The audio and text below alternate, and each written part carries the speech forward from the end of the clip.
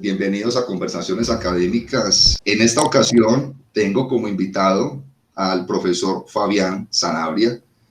Muchas gracias, James Andrés, por esta invitación. Identidad, verdad, cultura, poder y control social. Tengo que asumir ciertos roles ante la sociedad, ciertos rituales, cierta manera de hablar para que todos me identifiquen a mí como que ese es un profesor. Entonces, ¿qué relación podría usted ver entre cultura, identidad y ese juego de poderes? Básicamente eso.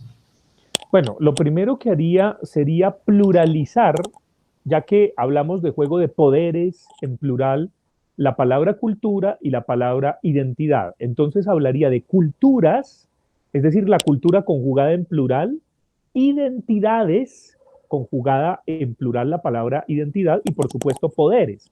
Cuando hablo de culturas, pues yo creo que la definición más elemental de cultura, conjugada en plural, es que es el modo de sentir, pensar y actuar de un individuo o de grupos de individuos.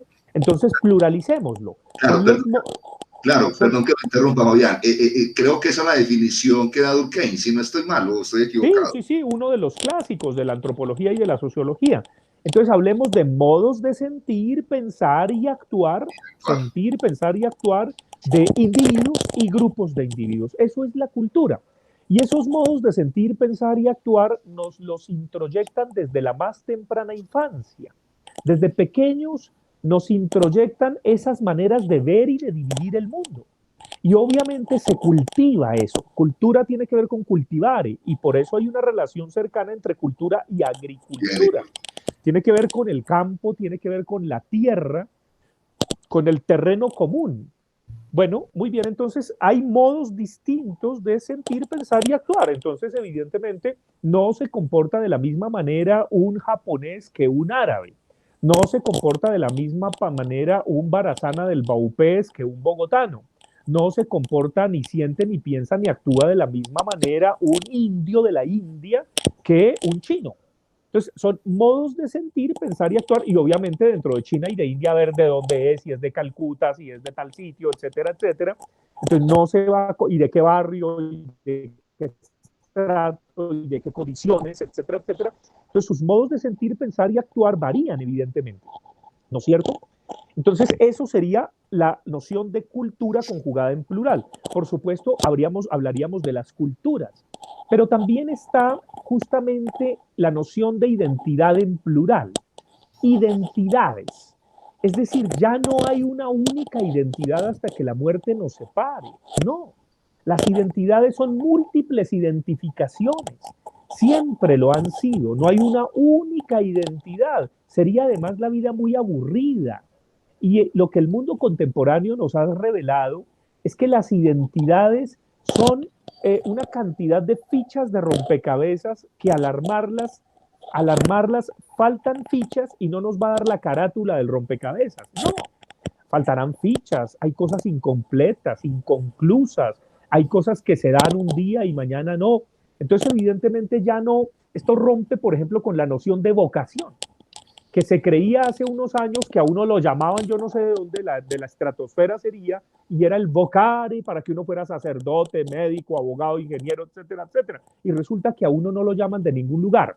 Resulta que uno llega a hacer lo que puede, de acuerdo con sus circunstancias, como diría Ortega y Gasset. El hombre es él y sus circunstancias. Entonces, evidentemente, las identidades son una realidad plural, son una realidad cambiante. Y ya no hay identidades fijas, ya no hay identidades paquidérmicas, cavernícolas, para siempre. No, usted puede tener un doctorado universitario y de pronto hace un negocio de empanadas de pipián, le va mejor con eso y deja la academia. Ya usted no, en serio, a mí me pueden echar de la Universidad Nacional si mis colegas me montan y digo montan porque sería así desde mi punto de vista, me montan un acoso sexual y por persecución política con complicidad probablemente de las directivas, pero sobre todo los colegas, con toda la hipocresía que se maneja en las instituciones universitarias, me echan. Pero yo puedo, dijéramos, tener un negocio de jugos de toronja y me vuelvo millonario con los negocios de jugo de toronja y después, las paradojas son así, la misma universidad, cuando ve que soy muy importante, otra vez vuelve y me llama y me da un doctorado honoris causa y me perdona, porque las instituciones son así. Entonces, evidentemente, las identidades son múltiples y diversas. No hay una identidad para siempre. Usted puede hoy, por ejemplo, tener una identidad de género masculina y puede volverse transvesti o transexual. Es decir, ya hay gente que se opera físicamente sus órganos genitales y eso es posible. Eso sonaba escándalo hace 10 años. Eso era y resulta que no. Entonces, evidentemente, las identidades, usted puede ser testigo de Jehová y mañana se vuelve Hare Krishna. Usted hoy día dice que es heterosexual y resulta que, y es homofóbico y resulta que en el fondo es un homosexual escondido. Es decir, ese tipo de cosas ocurren todo el tiempo, que es un poco lo que hablo en ese video de Colombia, país cacorro. Entonces, evidentemente, las identidades son un mosaico de posibilidades. Pero hay algo que debo señalar respecto a las identidades y a la cultura en plural, respecto a los poderes, y es que no existen sin alteridades. Es decir, yo no puedo ser sin los otros. Son los otros los que me transforman. Son los otros los que me hacen reinventar el mundo y la vida. Yo solo soy gracias al otro. A partir de esta videoconferencia, algo nuevo de mí se produce. Evidentemente estoy diciendo unas barbaridades para mucha gente, para otros unos elementos muy de gran iluminación sobre la vida social o filosófica o política o cultural, si se quiere. Entonces, evidentemente eso nos transforma. La relación con el otro nos transforma. Y me atrevo a decir algo que es mucho más complejo. La relación con el otro no solamente humano, sino animal o vegetal.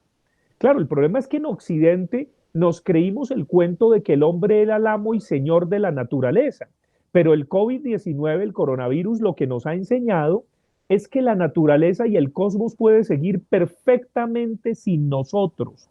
Perfectamente la cosa puede seguir sin el humanito. Entonces, los humanitos no somos necesarios.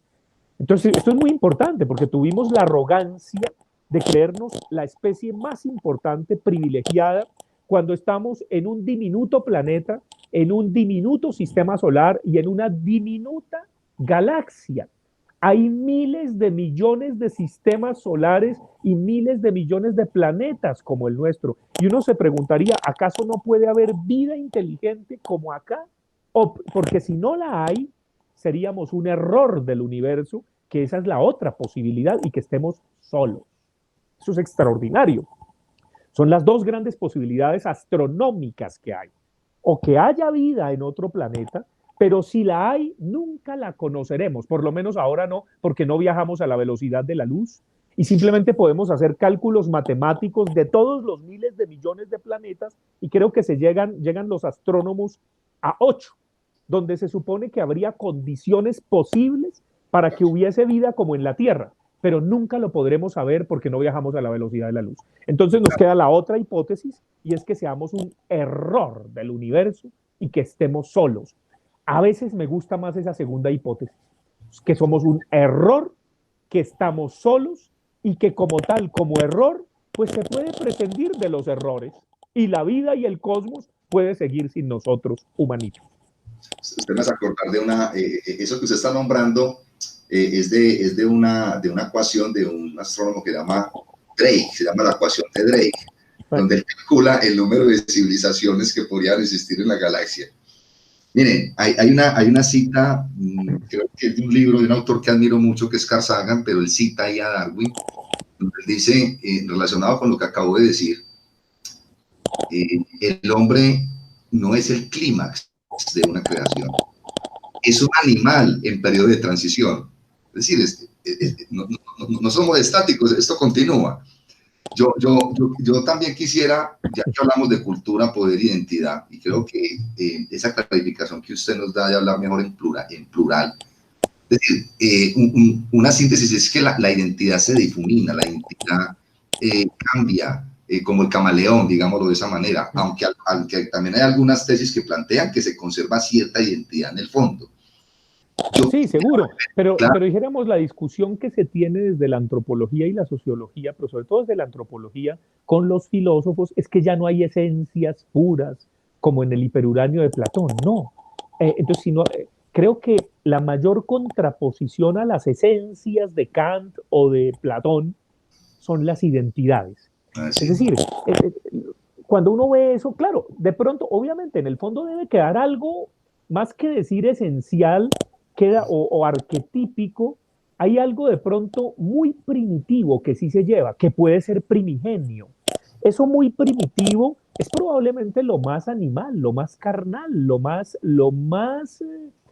la memoria genética de siglos que cargamos, de millones de años.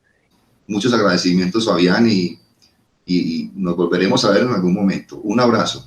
Claro que sí, James Andrés, muchas gracias y un abrazo para los suyos, para sus gatos, muchos ronroneos y efectivamente ahí nos encontraremos en la vida.